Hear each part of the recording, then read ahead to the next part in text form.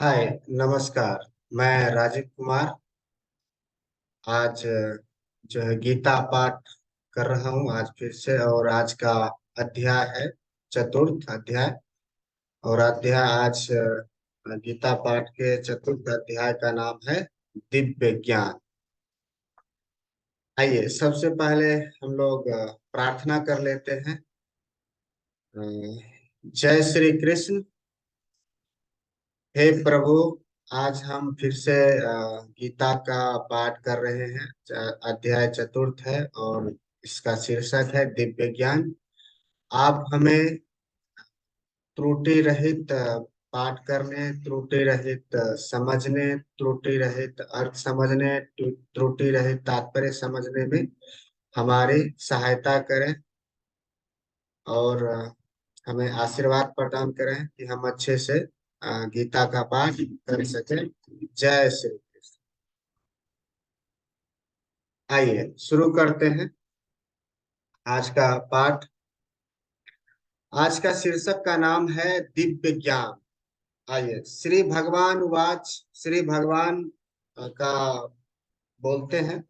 उन्होंने कहते हैं इस श्लोक के माध्यम से। आइए इस श्लोक का हम पाठ करते हैं। इम विवस्वते योगम प्रोक्तवानहाम्यहम् विवास्वान मानवे प्रहामनुरिक्ष्वाकुवे बरविता। आइए इस श्लोक का अर्थ समझते हैं। भगवान कृष्ण ने कहा, मैंने इस अमर योग विद्या का उपदेश सूर्य देव विश्व विवस्वान को दिया। और विवस्वान ने मनुष्यों के पिता मनु को उपदेश दिया। और मनु ने इसका उपदेश इक्ष्वाकु को दिया। आइए फिर से इसका तात्पर्य अर्थ समझते हैं। भगवान श्री कृष्ण ने कहा अर्जुन से, मैंने इस अमर योग विद्या का उपदेश सूर्य देव विवस्वान को दिया। और विवस्वान ने मनुष्यों के पिता मनु को उपदेश दिया। और मनु ने इसका उपदेश इक्ष्वाकु को दिया। आइए इसका तात्पर्य समझते हैं। इस श्लोक का तात्पर्य समझते हैं। यहाँ पर हमें भागवत गीता का इतिहास प्राप्त होता है। यह अत्यंत प्राचीन बताया गया है, जब इसे सूर्यलोक इत्यादि संपूर्ण लोकों के राजा को प्रदान किया गया था। समस्त लोकों के राजा विशेष रूप से निवासियों की रक्षा के निमित्त होते हैं। अतः राज्य वर्ग को भागवत गीता की विद्या को समझना चाहिए, जिससे वे नागरिकों अर्थात प्रजा पर शासन कर सके और उन्हें काम रूपी भाव बंधन से बचा सके। मानव जीवन का उद्देश्य भगवान के साथ अपने शाश्वत संबंध के आध्यात्मिक ज्ञान का विकास है। और सारे राज्यों तथा समस्त लोगों के शासनाध्यक्षों को चाहिए कि शिक्षा, संस्कृति तथा भक्ति द्वारा नागरिकों को यह पाठ पढ़ाएं। दूसरे शब्दों में सारे राज्य के शासनाध्यक्ष कृष्ण भावनामृत विद्या का प्रचार करने के लिए होते हैं, जिससे जनता का इस महाविद्या का लाभ उठा सके और जीवन और मनुष्य जीवन के अवसर का लाभ उठाते हुए सफल मार्ग का अनुसरण कर सके। इस मनवंतर क्षमा कीजिएगा, इस मनवंतर में सूर्यदेव विवस्वान कहलाता है, यानी सूर्य का राजा, जो सौर मंडल के अंतर्गत समस्त ग्रहों लोकों का उद्गम है। ब्रह्म संहिता में क्षमा कीजिएगा, ब्रह्म संहिता में कहा गया है, यक्षुरेश सविता सकल ग्रहाणाम राजा समस्त सूर मूर्ति शेष तेजा यस्याज्ञा भरमिति संभृत काल चक्रो गोविंद महादि पुरुषम तहम भजामि। आइए इसका अर्थ समझते हैं। ब्रह्मा जी ने कहा, मैं उन श्री भगवान गोविंद की पूजा करता हूँ जो आदि पुरुष और जिनके आदेश से समस्त लोकों का राजा, सूर्य प्रभूत शक्ति तथा उष्मा धारण करता है। यह सूर्य भगवान के नेत्र तुल्य है और यह उनकी आज्ञा अनुसार अपनी कक्षा को तय करता है।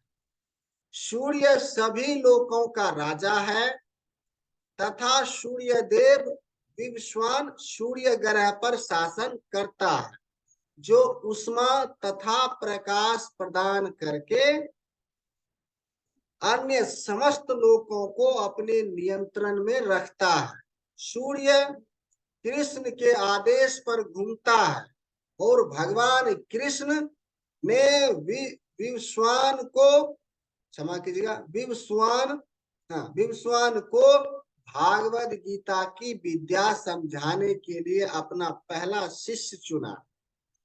अतः गीता किसी मामूली सांसारिक विद्यार्थी के लिए कोई काल्पनिक भाष्य नहीं, अपितु ज्ञान का मानक ग्रंथ है जो अनंत काल से चला आ रहा है। महाभारत में शांति पर्व हमें गीता का इतिहास इस रूप में प्राप्त होता है। आइए एक श्लोक है, उसका पाठ करते हैं। त्रेता युगादो च ततो विश्वान मानवे ददो मनुष्य लोक भीत्यर्थ सुताए क्ष्वाकवे ददो इच्छा इक्ष्वाकुना च कथितो व्यापम लोकना विस्तृता। आइए इस श्लोक का अर्थ समझते हैं। त्रेता युग में, क्षमा कीजिएगा, त्रेता के आदि में विवस्वान ने परमेश्वर संबंधी इस विज्ञान का उपदेश मनु को दिया और मनुष्य के जनक मनु ने इसे अपने पुत्र इक्ष्वाकु को दिया। इक्ष्वाकु इस पृथ्वी के शासक थे और उस रघुकुल के पूर्वज थे जिसमें भगवान श्री राम ने अवतार लिया। इससे प्रमाणित होता है कि मानव समाज में महाराज इक्ष्वाकु के काल से ही भागवत गीता विद्यमान थी। इस समय कलयुग के केवल 5000 वर्ष व्यतीत हुए हैं, जबकि इसको, क्षमा कीजिए, जबकि इसकी पूर्ण आयु 4,32,000 वर्ष है। इसके पूर्व द्वापर युग 8 लाख वर्ष था और इसके भी पूर्व त्रेता युग 12 लाख वर्ष था। इस प्रकार लगभग 20,04,000 वर्ष पूर्व मनु ने अपने शिष्य तथा पुत्र इक्ष्वाकु से, जो इस पृथ्वी के राजा थे, श्रीमद् भागवत गीता कही। वर्तमान मनु की आयु लगभग 30 अरब 43 लाख वर्ष अनुमानित की जाती है, जिसमें से 12 अरब 4 लाख वर्ष बीत चुके हैं। यह मानते हुए कि मनु के जन्म के पूर्व भगवान ने अपने शिष्य सूर्यदेव विवस्वान को गीता सुनाई, मोटा अनुमान यह है कि गीता कम से कम 12 अरब 4 लाख वर्ष पहले कही गई और मानव समाज में यह 20 लाख वर्षों से विद्यमान रही। इसे भगवान ने लगभग 5000 वर्ष पूर्व अर्जुन से पुनः कहा। गीता के अनुसार ही तथा इसके वक्ता भगवान कृष्ण के कथन के अनुसार यह गीता के इतिहास का मोटा अनुमान है। सूर्यदेव विवस्वान को इसलिए गीता सुनाई गई क्योंकि वह क्षत्रिय था और उन समस्त क्षत्रियों का जनक है जो सूर्यवंशी हैं। चूंकि भागवत गीता वेदों के ही समान है क्योंकि इसे श्री भगवान ने कहा था, अतः यह ज्ञान अपौरुष्य है। क्षमा कीजिएगा, अतः यह ज्ञान क्षमा कीजिएगा अपौरुषेय है। चूंकि वैदिक आदेशों को यथारूप में बिना किसी मानवीय विवेचना के स्वीकार किया जाता है, फलतः गीता को भी किसी संसारिक विवेचना के बिना स्वीकार किया जाना चाहिए। संसारी तार्किक जन अपनी अपनी विधि से गीता के विषय में चिंतन कर सकते हैं, किंतु यह यथारूप भागवत गीता नहीं है। अतः भागवत गीता को गुरु परंपरा से यथारूप में ग्रहण करना चाहिए। यहाँ पर यह वर्णन हुआ है कि भगवान ने इसे सूर्यदेव से कहा, सूर्यदेव ने अपने पुत्र मनु से और मनु ने अपने पुत्र इक्ष्वाकु से कहा। आइए एक और श्लोक है, उसका पाठ करते हैं। एवं परंपरा प्राप्ति निम राजस्यो विदुः सकाले नेह महता योगो नष्टा परंतप। आइए इस श्लोक का अर्थ समझते हैं। इस प्रकार यह परम विज्ञान गुरु परंपरा द्वारा प्राप्त किया गया और राज ऋषियों ने इस विधि से इसे समझा, किंतु काल क्रम में यह परंपरा छिन्न हो गई, अतः यह विज्ञान यथारूप में लुप्त हो गया लगता है। आइए इसका तात्पर्य समझते हैं। यहाँ स्पष्ट कहा गया है कि गीता विशेष रूप से राज ऋषियों के लिए थी, क्योंकि वे इसका उपयोग प्रजा के ऊपर शासन करने में करते थे। निश्चय ही भागवत गीता कभी भी असुरी पुरुषों के लिए नहीं थी, जिनसे किसी को भी इसका लाभ न मिलता और जो अपनी अपनी सनक के अनुसार विभिन्न प्रकार की विवेचना करते हैं। अतः जैसे ही असाधु भाष्यकारों के निहित स्वार्थों से गीता का मूल उद्देश्य उचित हुआ, वैसे ही पुनः गुरु परंपरा स्थापित करने की आवश्यकता प्रतीत हुई। 5000 वर्ष पूर्व भगवान ने स्वयं देखा कि गुरु परंपरा टूट चुकी है, अतः उन्होंने घोषित किया कि गीता का उद्देश्य नष्ट हो चुका। इस प्रकार इस समय गीता के इतने संस्करण उपलब्ध हैं, विशेषतः अंग्रेजी में, कि उनमें से प्रायः सभी पारंपरिक गुरु परंपरा के अनुसार नहीं है। विभिन्न संसारी विद्वानों ने गीता की असंख्य टीकाएं की है, किंतु वे प्रायः सभी श्री कृष्ण को स्वीकार नहीं करते। यद्यपि वे कृष्ण के नाम पर अच्छा व्यापार चलाते हैं। यह असुरी प्रवृत्ति है, क्योंकि असुरगण ईश्वर में विश्वास नहीं करते, वे केवल परमेश्वर के गुणों का लाभ उठाते हैं। अतएव अंग्रेजी में गीता के एक संस्करण की नितांत आवश्यकता थी, जो परंपरा गुरु परंपरा से प्राप्त हो। प्रस्तुत प्रयास इसी आवश्यकता की पूर्ति उद्देश्य से किया गया है। भागवत गीता यथारूप मानवता के लिए महावरदान है। किंतु यदि इसे मानसिक चिंतन समझा जाए तो ये समय का अपव्यय होगा। आइए एक और श्लोक है, उसका पाठ करते हैं। स एवायम माया तेद योगः प्रोक्ता पुरातनः भक्तोषि में सखा चेत रहस्यम होतु दूतमम। आइए इस श्लोक का अर्थ समझते हैं।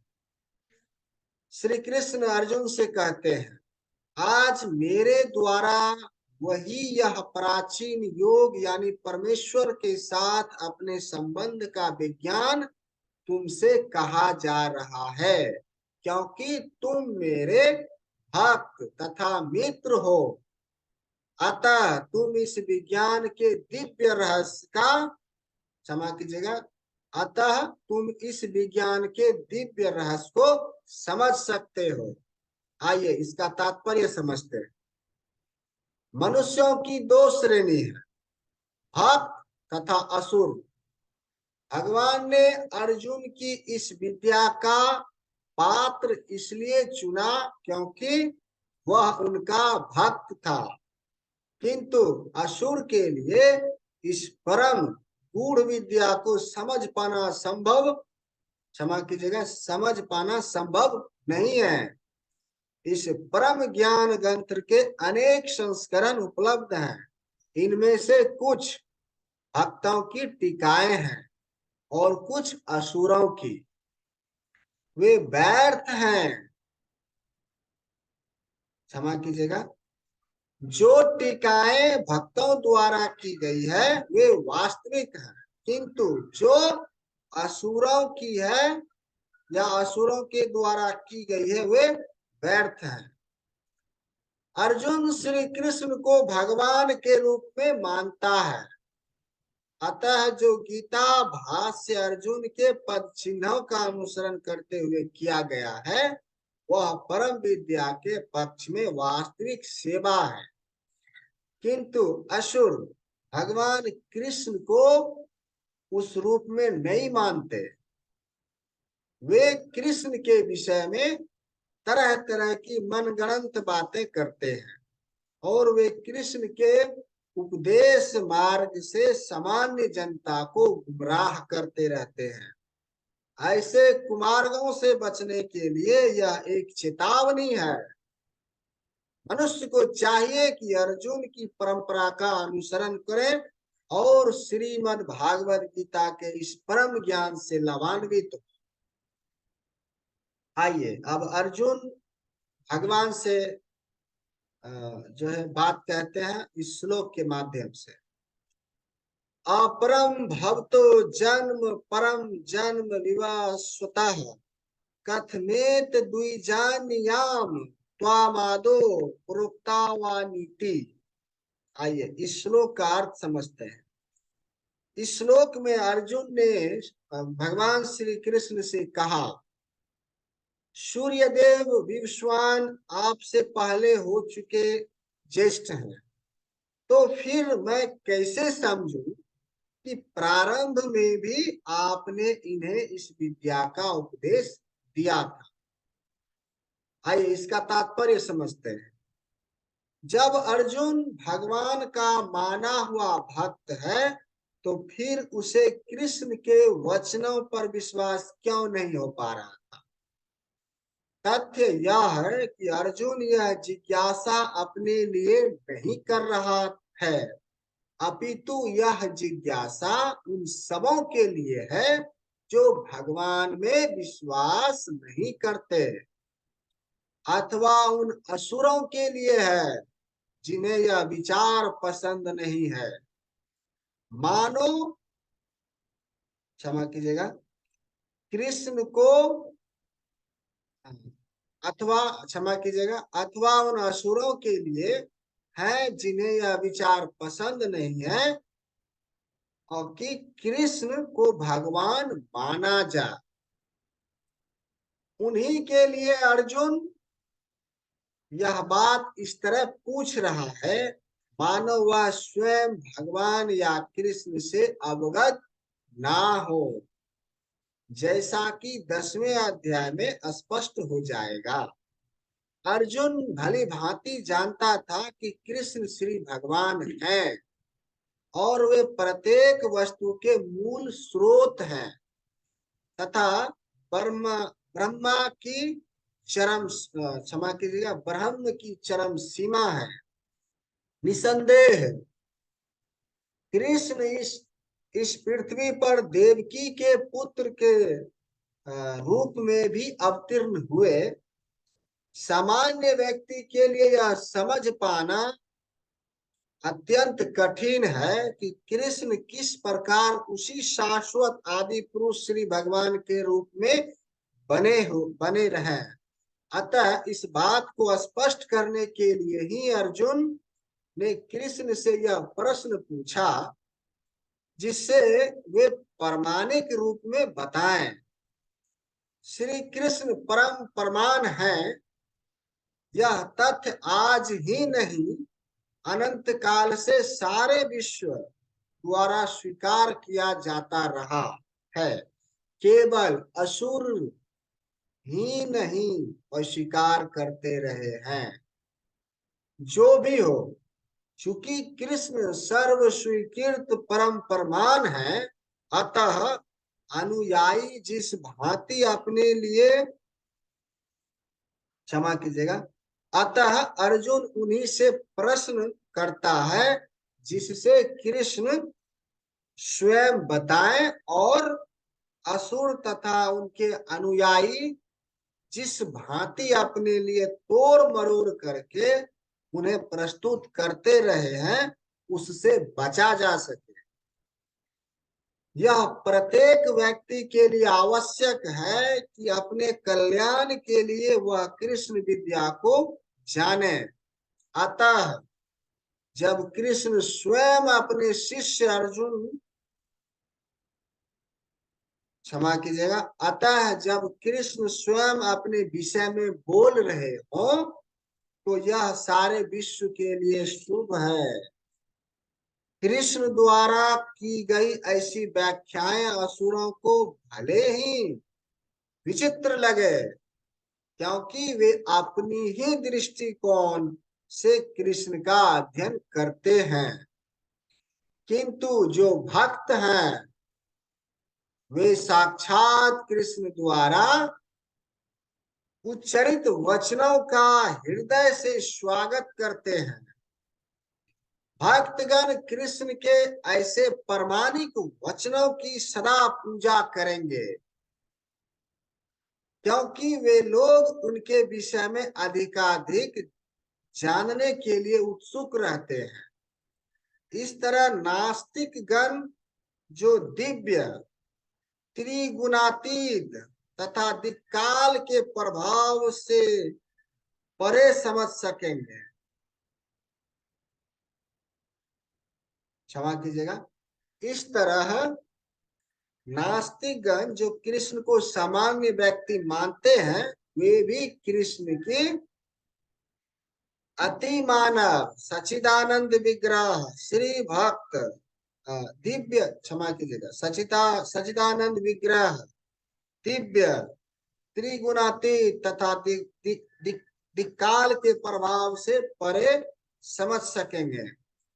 अर्जुन की कोटि के श्री कृष्ण भक्त को कभी भी कृष्ण के दिव्य स्वरूप के विषय में कोई भ्रम नहीं हो सकता।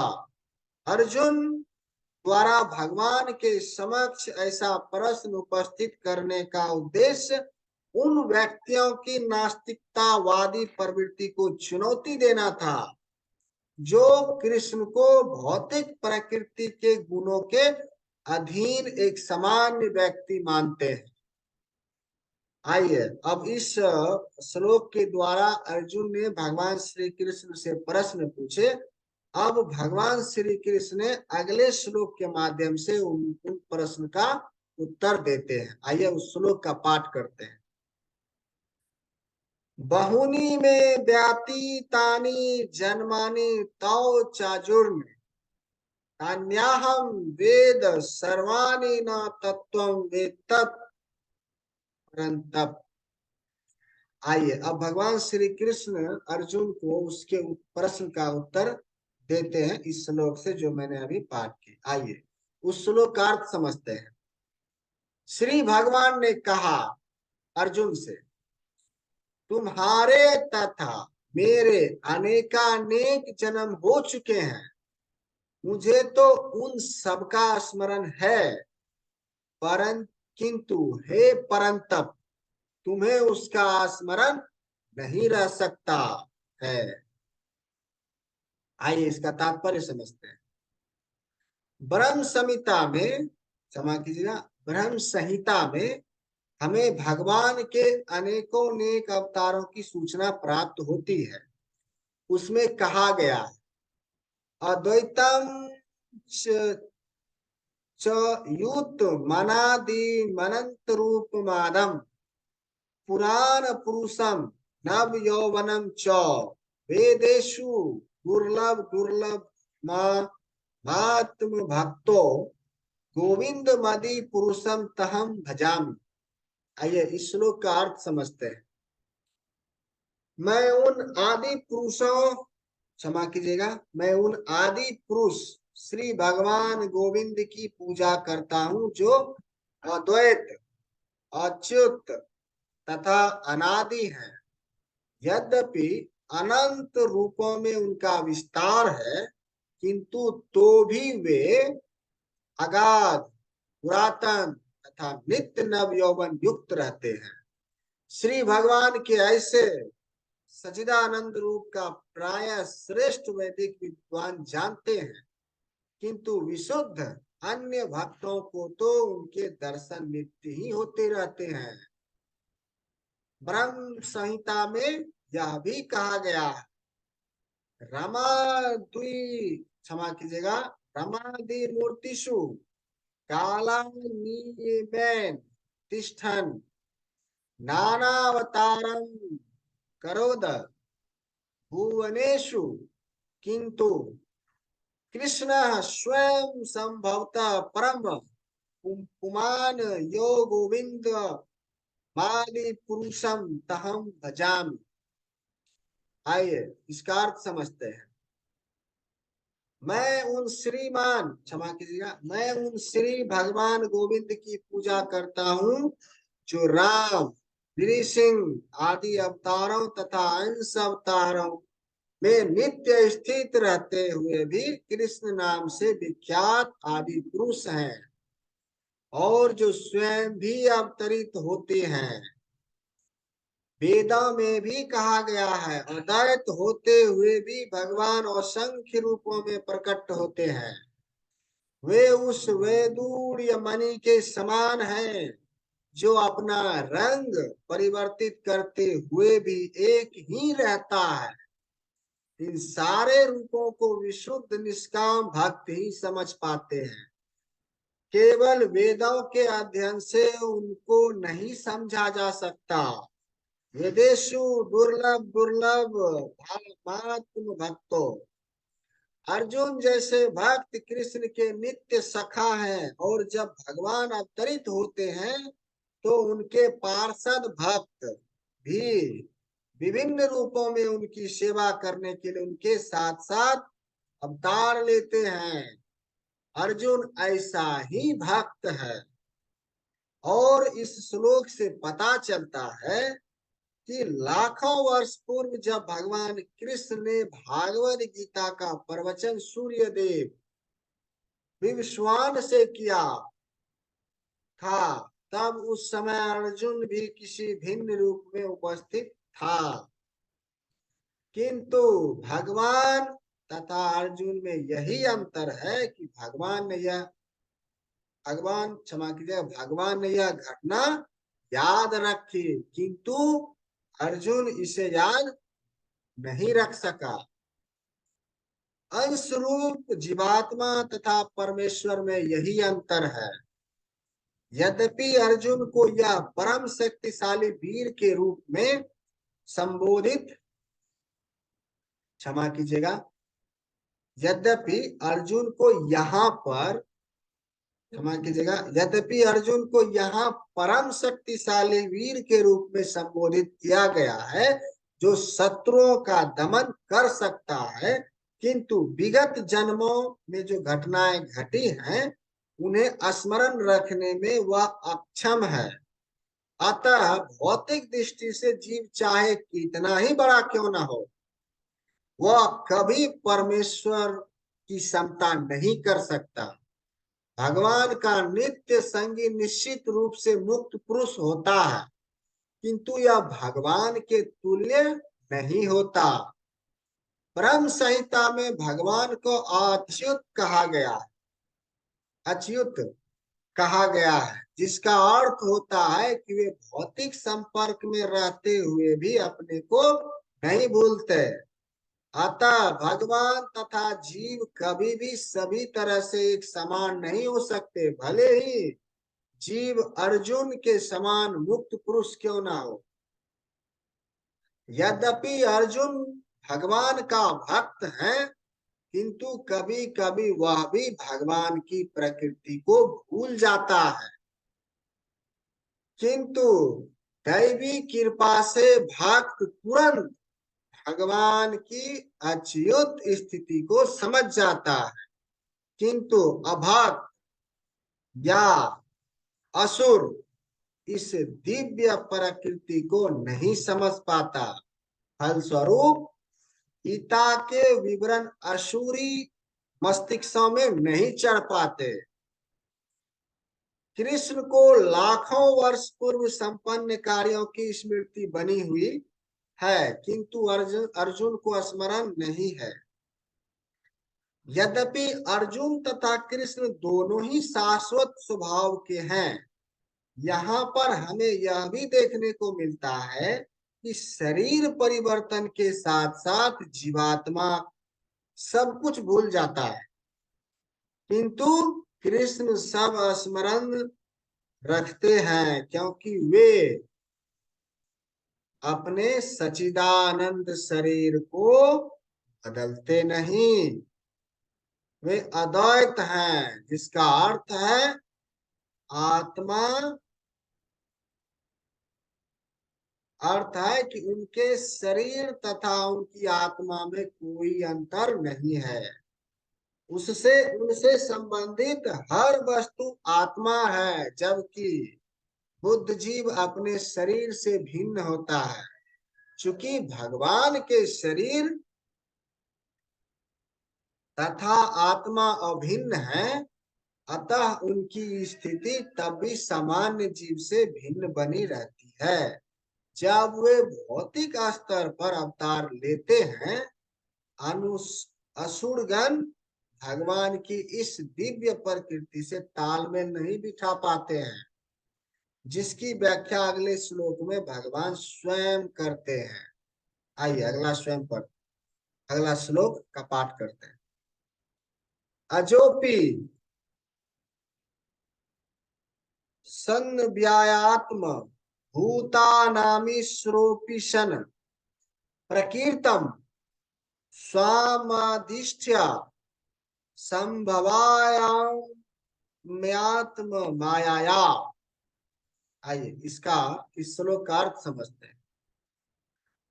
यद्यपि मैं अजन्मा तथा अविनाशी हूँ, और यद्यपि मैं समस्त जीवों का स्वामी हूँ, तो भी प्रत्येक युग में मैं अपने आदि दिव्य रूप में प्रकट होता हूँ। आइए इसका तात्पर्य समझते हैं। भगवान ने अपने जन्म की विलक्षणता बताई है। यद्यपि वे सामान्य पुरुष की भांति प्रकट हो सकते हैं, किंतु उन्हें विगत अनेक जन्मों की पूर्ण स्मृति बनी रहती है, जबकि सामान्य मनुष्य को कुछ ही घंटे पूर्व की घटना स्मरण नहीं रहता। यदि कोई पूछे कि एक दिन पूर्व इस समय तुम क्या कर रहे थे, तो सामान्य व्यक्ति के लिए इसका तत्काल उत्तर दे पाना कठिन होगा। उसे इसको स्मरण करने के लिए अपनी बुद्धि को कुरेदना पड़ेगा कि वह कल इस समय क्या कर रहा। फिर भी लोग प्रायः अपने को ईश्वर या कृष्ण घोषित करते रहते हैं। मनुष्य को ऐसी निरर्थक घोषणाओं से भ्रमित नहीं होना चाहिए, जबकि भगवान दोबारा अपनी प्रकृति या स्वरूप की व्याख्या करते हैं। प्रकृति का अर्थ स्वभाव तथा स्वरूप दोनों है। भगवान कहते हैं कि वे अपने शरीर में प्रकट होते हैं, क्षमा कीजिएगा, वे अपने ही शरीर में प्रकट होते हैं। वे सामान्य जीव की भांति शरीर परिवर्तन नहीं करते। इस जन्म में बुद्ध जीव का एक प्रकार का शरीर हो सकता है, किंतु अगले जन्म में दूसरा शरीर रहता है। भौतिक जगत में जीव का कोई अस्थायी शरीर नहीं है, अपितु वह एक शरीर से दूसरे शरीर में देहांतर करता रहता है। किंतु भगवान ऐसा नहीं करते। जब भी वे प्रकट होते हैं तो अपनी अंतरांग शक्ति से वे अपने उसी अगाध शरीर में प्रकट होते हैं। दूसरे शब्दों में श्री कृष्ण इस जगत में अपने आदि शाश्वत स्वरूप में दो भुजाओं में वासुली धारण किए अवतरित होते हैं। वे इस भौतिक जगत से निष्कुलित रहकर अपने शाश्वत शरीर, क्षमा कीजिएगा, शाश्वत शरीर सहित प्रकट होते हैं। यद्यपि वे अपने इस दिव्य शरीर में प्रकट होते हैं और ब्रह्मांड के स्वामी होते हैं, तो भी ऐसा लगता है कि वे सामान्य जीव की भांति प्रकट हो रहे हैं। यद्यपि उनका शरीर भौतिक शरीर की भांति छीन नहीं होता, फिर भी ऐसा प्रतीत होता है कि भगवान कृष्ण बालपन से कुमार अवस्था तथा कुमार अवस्था से तरुण अवस्था प्राप्त करते हैं। किंतु आश्चर्य तो यह है कि वे कभी युवा अवस्था से आगे नहीं बढ़ते। कुरुक्षेत्र के युद्ध के समय उनके अनेक पौत्र थे, या दूसरे शब्दों में वे भौतिक गणना के अनुसार काफी वृद्ध थे, फिर भी वे 20-25 वर्ष के युवक जैसे लगते थे। हमें कृष्ण की वृद्धावस्था का कोई चित्र नहीं है, नहीं दिखता है, क्षमा कीजिएगा, नहीं दिखता है, क्योंकि वे कभी भी हमारे सामने वृद्ध नहीं होते। यद्यपि वे तीनों कालों में, भूत, वर्तमान तथा भविष्य काल में सबसे वयोवृद्ध पुरुष हैं। ना तो उनका शरीर और ना ही बुद्धि कभी क्षीण होती है या बदलती है। अतः यह स्पष्ट है कि इस जगत में रहते हुए भी वे उसी अजन्मा सच्चिदानंद रूप वाले हैं, जिनके दिव्य शरीर तथा बुद्धि में कोई परिवर्तन नहीं होता। वस्तुतः उनका आविर्भाव और तिरोभाव सूर्य के उदय तथा अस्त के समान है, जो हमारे सामने उगता हुआ हमारी दृष्टि से ओझल हो जाता है। जब सूर्य हमारी दृष्टि से ओझल रहता है तो हम सोचते हैं कि सूर्य अस्त हो गया है, और जब वह हमारे समक्ष होता है तो हम सोचते हैं कि वह क्षितिज में है। वस्तुतः सूर्य स्थिर है, किंतु अपनी अपूर्ण एवं त्रुटिपूर्ण इंद्रियों के कारण हम सूर्य को उदय और अस्त होते परिकल्पित करते हैं। चूंकि भगवान का प्रकाट्य तथा तिरोधान सामान्य जीव से भिन्न है, अतः स्पष्ट है कि वे शाश्वत हैं, अपनी अंतरांग शक्ति के कारण आनंद स्वरूप हैं और इस भौतिक प्रकृति द्वारा कभी कुंसित नहीं होते। वेदों द्वारा भी पुष्टि की जाती है कि भगवान अजन्मा होकर भी अनेक रूपों में अवतरित होते रहते हैं। वैदिक साहित्यों से भी पुष्टि होती है कि यद्यपि भगवान जन्म लेते प्रतीत होते हैं, किंतु वे भी शरीर परिवर्तन, क्षमा कीजिएगा, किंतु तो भी वे शरीर परिवर्तन नहीं करते। श्रीमद् भागवत में वे अपनी माता के समक्ष नारायण रूप में चार भुजाओं तथा षण्ऐश्वर्य से युक्त होकर प्रकट होते हैं। उनका अगाध शाश्वत रूप में प्रकट्य उनकी अहेतु की कृपा है जो जीवों को प्रदान की जाती है, जिससे वे भगवान के यथारूप में अपना ध्यान केंद्रित कर सके, ना कि निर्विशेषवादियों द्वारा मनोधर्म या कल्पना पर आधारित रूप में। विश्व कोश के अनुसार माया या आत्म माया शब्द भगवान की अहेतु की कृपा का सूचक है। भगवान अपने समस्त पूर्व अविभर्व तिरोभावों से अवगत कर रहते हैं, किंतु सामान्य जीव को जैसे ही नवीन शरीर प्राप्त होता है वह अपने पूर्व शरीर के विषय में सब कुछ भूल जाता है। वे समस्त जीवों के स्वामी हैं, क्योंकि इस धरा पर रहते हुए भी वे आश्चर्यजनक तथा अति मानवीय लीलाएं करते रहते हैं। अतः भगवान निरंतर वही परम सत्य रूप है और उनके स्वरूप तथा आत्मा में या उनके गुण तथा शरीर में कोई अंतर नहीं होता। अब यह प्रश्न किया जा सकता है कि संसार में भगवान क्यों अविमूर्त और तिरोभूत होते रहते हैं। अगले श्लोक में इसकी व्याख्या की गई। हे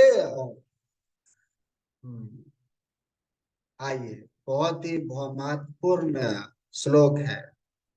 यदा यदा हि धर्मस्य ग्लानिर्भवति भारत अभ्युत्थानं न धर्मस्य तदात्मानं सृजाम्यहम्। आइए फिर से इस श्लोक का हम पाठ करते हैं।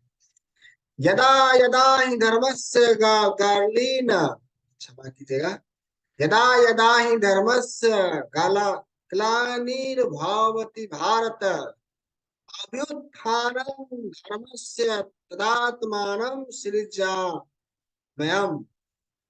ये हमारे श्री कृष्ण भगवान के महत्वपूर्ण श्लोक है। आइए इसका अर्थ जानते हैं। हे भारतवंशी, जब भी और जहां भी धर्म का पतन होता है और अधर्म की प्रधानता होने लगती है, तब तब मैं अवतार लेता हूं।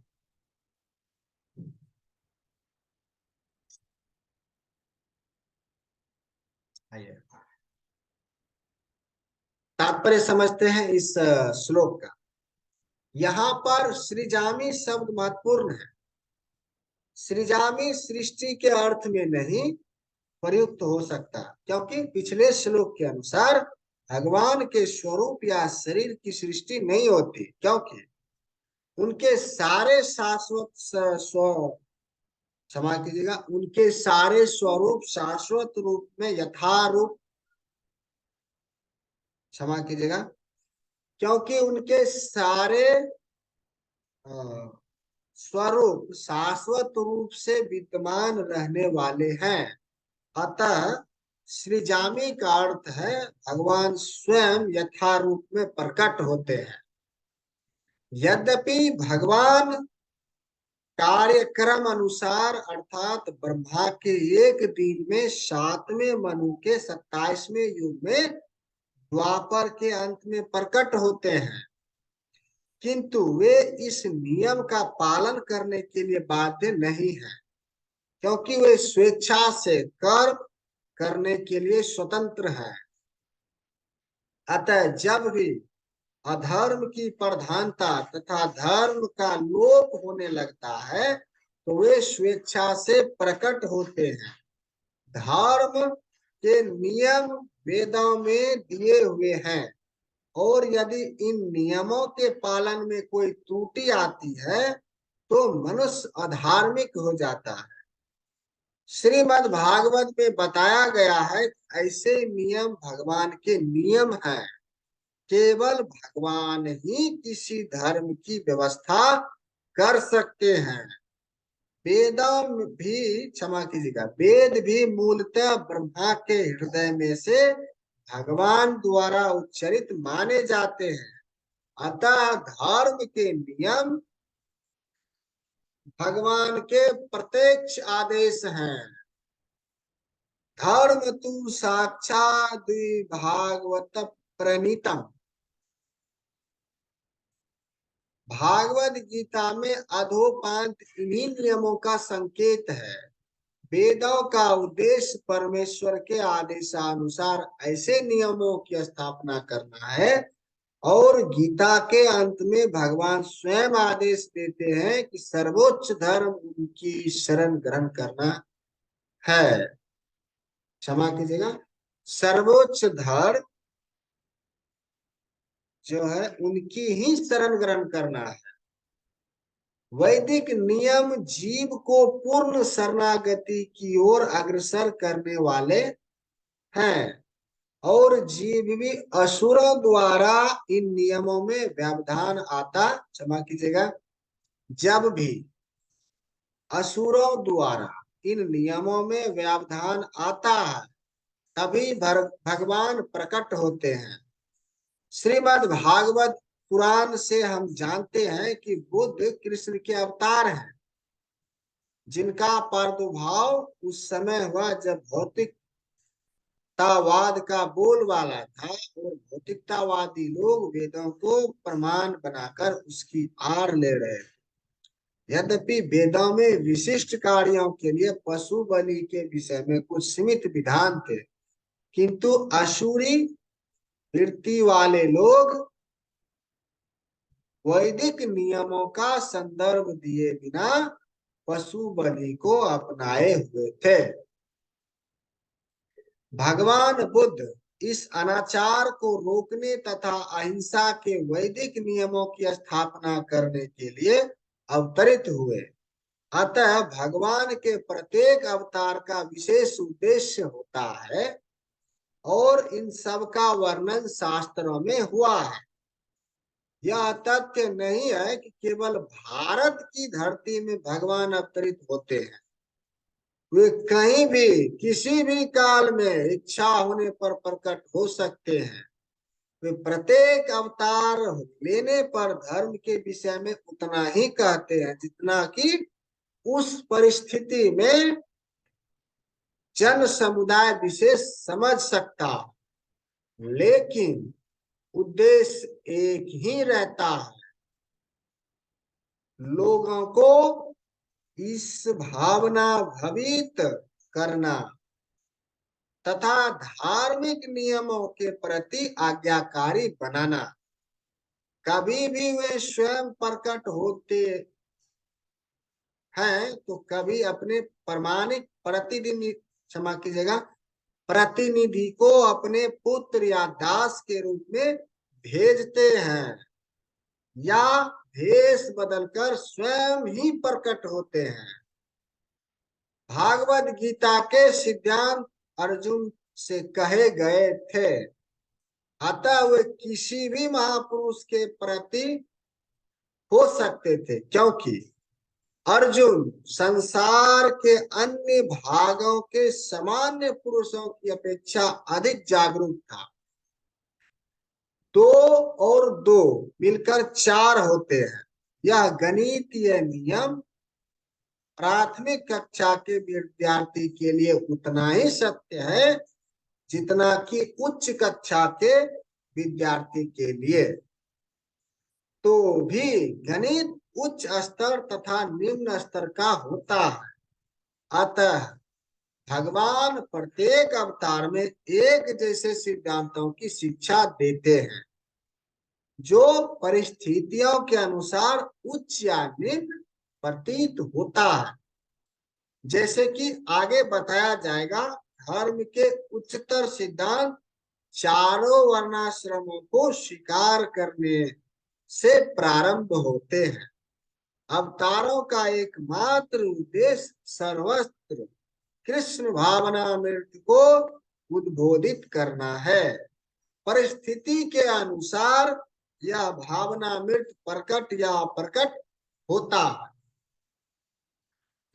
आइए एक और श्लोक का पाठ करते हैं। परित्राणाय साधुना विनाशाय, क्षमा कीजिएगा, परित्राणाय साधुना विनाशाय च दुष्कृतम। क्षमा कीजिएगा, फिर से श्लोक पढ़ता हूँ, पाठ करता हूँ। परित्राणाया, क्षमा कीजिएगा, परित्राणाय साधुना विनाशाय च दुष्कृताम धर्म संस्थापनार्थ संभवामि युगे युगे। आइए, ये बहुत ही महत्वपूर्ण श्लोक है। श्री कृष्ण कहते हैं, श्री भगवान श्री कृष्ण कहते हैं, भक्तों का उद्धार करने, दुष्टों का विनाश करने तथा धर्म की फिर से स्थापना करने के लिए मैं हर युग में प्रकट होता हूं। आइए इस श्लोक का तात्पर्य समझते हैं। भागवत गीता के अनुसार साधु पवित्र पुरुष कृष्ण भावना भवित व्यक्ति हैं। अधार्मिक लगने वाले व्यक्ति में भी यदि पूर्ण कृष्ण चेतना हो तो उसे साधु समझना चाहिए। दुष्कृताम उन व्यक्तियों के लिए आया है जो कृष्ण भावना मृत की परवाह नहीं करते। ऐसे दुष्कृताम या उपद्रवी, मूर्ख तथा अधम व्यक्ति कहलाते हैं। भले ही वे सांसारिक शिक्षा से विभूषित क्यों न हो। इसके विपरीत यदि कोई 100% कृष्ण भावनामृत में लगा रहता है तो वह विद्वान या सुसंस्कृत ना भी हो फिर भी वह साधु माना जाता है। जहां तक अनिश्वर, क्षमा कीजिएगा, जहां तक अनिश्वरवादियों का प्रश्न है, भगवान के लिए आवश्यक नहीं है कि वे इनके विनाश के लिए उस रूप में अवतरित हो जिस रूप में वे रावण तथा कंस का वध करने के लिए हुए थे। भगवान के ऐसे अनेक अनुचर हैं जो असुरों का संहार करने में सक्षम हैं, किंतु भगवान तो अपने उन निष्काम भक्तों को तुष्ट करने के लिए विशेष रूप से अवतार लेते हैं जो असुरों द्वारा निरंतर तंग किए जाते हैं। असुर भक्त को तंग करता है, भले ही वह उसका सगा संबंधी क्यों न हो।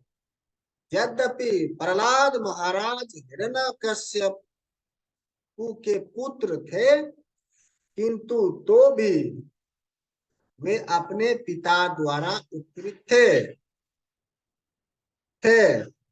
इसी प्रकार कृष्ण की माता देवकी यद्यपि कंस की बहन थी, किंतु उन्हें तथा उनके पति वासुदेव को इसलिए दंडित किया गया था क्योंकि उनसे कृष्ण को जन्म लेना था। अतः कृष्ण भगवान मुख्यतः देवकी के उद्धार करने के लिए प्रकट हुए थे, कंस को मारने के लिए नहीं। किंतु ये दोनों कार्य एक साथ संपन्न हो गए। अतः यह कहा जाता है कि भगवान भक्त का उद्धार करने तथा दुष्ट असुरों का संहार करने के लिए विभिन्न अवतार लेते हैं। कृष्णदास कविराज कृत चैतन्य चरितामृत के निम्नलिखित श्लोकों मध्य से अवतार के सिद्धांतों का सारांश प्रकट होता है। आइए उस श्लोक का पाठ करते हैं। सृष्टि हेतु ऐ मूर्ति परपच्चे अवतार अवतरे, से ईश्वर मूर्ति अवतार नाम धरे, मायातीत पर व्योमे साबार अवस्थान, विश्व अवतरी धरे अवतार नाम। अवतार अथवा ईश्वर का अवतार भागवत धाम से भौतिक प्रकाट्य हेतु होता है। ईश्वर का वह विशिष्ट रूप जो इस प्रकार अवतरित होता है अवतार कहलाता है। ऐसे अवतार भागवत धाम में स्थित रहते हैं। जब वे भौतिक सृष्टि में उतरते हैं तो उन्हें अवतार कहा जाता है। अवतार कई तरह के होते हैं, यथा पुरुषावतार, गुणावतार, लीला अवतार, सत्यावेश अवतार, मनवंतर अवतार तथा युगावतार। इन सब का इस ब्रह्मांड में क्रमानुसार अवतरण होता है, किंतु भगवान कृष्ण आदि भगवान है और समस्त अवतारों के उद्गम है। भगवान श्री कृष्ण शुद्ध भक्त, क्षमा कीजिएगा, भगवान श्री कृष्ण शुद्ध भक्तों की चिंताओं को दूर करने के लिए विशिष्ट प्रयोजन से अवतार लेते हैं, जो उन्हें उनकी मूल वृंदावन लीलाओं के रूप में देखने के उत्सुक रहते हैं। अतः कृष्ण अवतार का मूल उद्देश्य अपने निष्काम भक्तों को प्रसन्न करना है। भगवान का वचन है कि प्रत्येक युग में अवतरित होते रहते हैं। इससे सूचित होता है कि वे कलयुग में भी अवतार लेते हैं, जैसा कि श्रीमद् भागवत में कहा गया है। कलयुग के अवतार भगवान चैतन्य महाप्रभु हैं, जिन्होंने संकीर्तन आंदोलन के द्वारा कृष्ण पूजा का प्रसार किया और पूरे भारत में कृष्ण भावना अमृत का विस्तार किया। उन्होंने यह भविष्यवाणी की कि संकीर्तन की यह संस्कृति सारे विश्व के नगर नगर तथा ग्राम ग्राम में फैलेगी। भगवान चैतन्य को गुप्त रूप में किंतु प्रकट रूप में नहीं, उपनिषदों, महाभारत तथा भागवत जैसे शास्त्रों के गूढ़ अंशों में वर्णित किया गया है। भगवान कृष्ण के भक्तगण भगवान चैतन्य के संकीर्तन आंदोलन द्वारा अत्यधिक आकर्षित रहते हैं। भगवान का यह अवतार दुष्टों का विनाश नहीं करता, अपितु अपनी अहेतु की कृपा से उनका उद्धार करता है। आइए एक और श्लोक का पाठ करते हैं। जन्म कर्म च में दिव्यमेवं यो वेति तत्वतः त्यागत्वा देहम पुनर्जन्म नेति मामेति सोर्जुन। आइए इस श्लोक का अर्थ समझते हैं। भगवान श्री कृष्ण अर्जुन से कहते हैं, हे अर्जुन, जो मेरे आविर्भाव तथा कर्मों की दिव्य प्रकृति को जानता है, वह इस शरीर को छोड़ने पर भी इस भौतिक संसार में पुनः जन्म लेता है, अपितु मेरे सनातन धाम को प्राप्त होता है। आइए इस श्लोक का अर्थ समझते हैं। छठे श्लोक में भगवान के दिव्य धाम से उनके अवतार की व्याख्या हो चुकी है। जो मनुष्य भगवान की आविर्भाव के सत्य को समझ लेता है, वह इस भाव बंधन से मुक्त हो जाता है और इस शरीर को छोड़ते हुए कि वह तुरंत भगवान के धाम को लौट जाता है। भाव बंधन से जीव की ऐसी मुक्ति सरल नहीं है। निर्विशेषवादी तथा योगी जन पर्याप्त कष्ट तथा अनेक जन्मों के बाद ही मुक्ति प्राप्त करते हैं। इतने पर भी उन्हें जो मुक्ति भगवान की निराकार ब्रह्म ज्योति में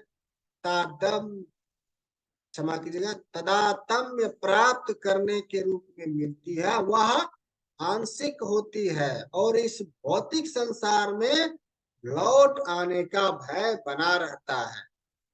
किंतु भगवान के शरीर की दिव्य प्रकृति तथा उनके कार्यकल्पों को समझने मात्र से भक्त इस शरीर का अंत होने पर भागवत धाम को प्राप्त करता है और उसे इस संसार में लौट आने का भय नहीं रह जाता।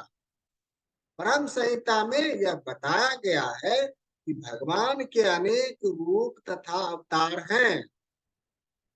अद्वैत, क्षमा कीजिएगा, अद्वैतम च युत मानादि मनांत रूपम।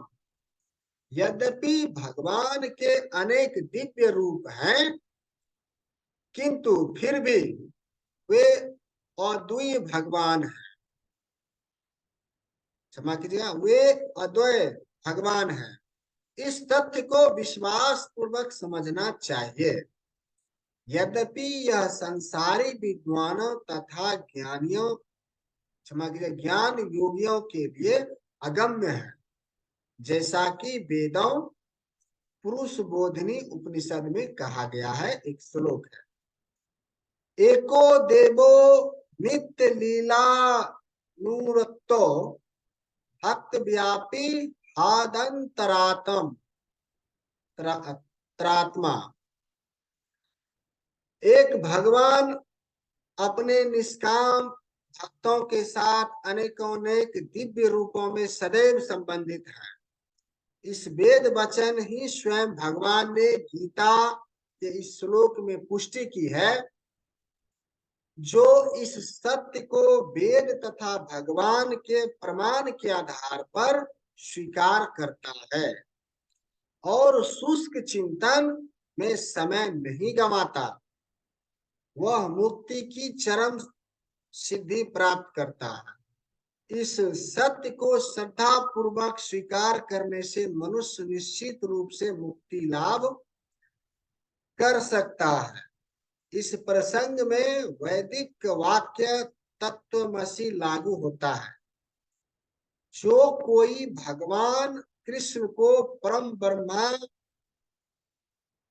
क्षमा कीजिएगा, परम ब्रह्म करके जानता है या उनसे यह कहता है आप वही परम ब्रह्म, क्षमा कीजिएगा, आप वही पर ब्रह्म श्री भगवान हैं, वह निश्चित रूप से अविलंब मुक्त हो जाता है।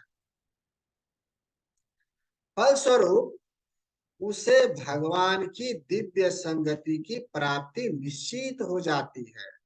दूसरे शब्दों में ऐसा श्रद्धालु भागवत तक सिद्धि प्राप्त करता है। इसकी पुष्टि निम्नलिखित वेद वचन से होती है। आइए एक श्लोक है छोटा सा, तमेव विदित्वाति मृत्युमेति नान्या पंथा विधेता नाय। इस श्लोक का अर्थ समझते हैं।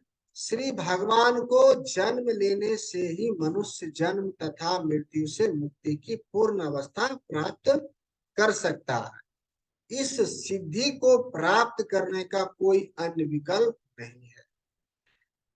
श्वेताश्वतर उपनिषद 3.8 में इसका कोई विकल्प नहीं है का अर्थ यही है कि जो श्री कृष्ण को श्री भगवान के रूप में नहीं मानता, वह अवश्य ही तमोगुणी है और मधु पात्र को केवल बाहर से चाटकर या भागवत गीता की विद्वता पूर्ण संसारी विवेचना करके मोक्ष प्राप्त नहीं कर सकता, किंतु वे क्षमा कीजिएगा, वे मुक्ति के अधिकारी नहीं होते। ऐसे अभिमानी संसारी विद्वानों को भागवत तक की हेतु की कृपा की प्रतीक्षा करनी पड़ती है। अतः मनुष्य को चाहिए कि श्रद्धा तथा ज्ञान के साथ कृष्ण भावनामृत का अनुशीलन करे और सिद्धि प्राप्त करने का यही उपाय है। जय श्री कृष्ण। सो भक्तगण, आज का पाठ यहीं पर संपन्न करते हैं और अगला आगे जो है कल करेंगे पाठ आगे के श्लोक से। और आइए हम सब भगवान की प्रार्थना करके उनको धन्यवाद देते हैं। जय श्री कृष्ण। हे प्रभु, आप हमें त्रुटि रहित पाठ करने, त्रुटि रहित समझने और त्रुटि रहित इस पाठ का अर्थ और जो है समझने और लाभ प्राप्त करने में हमारी सहायता की। आपका मैं धन्यवाद करता हूँ। और हम आपसे आशीर्वाद प्राप्त करना चाहता हूँ कि आगे भी हम अच्छे से पाठ करें, श्लोक का पाठ करें, श्लोक का अर्थ समझें और श्लोक का तात्पर्य समझें, और उस ज्ञान का हम अपने जीवन में लाभ, उस ज्ञान से हम लाभान्वित हुआ। जय श्री कृष्ण।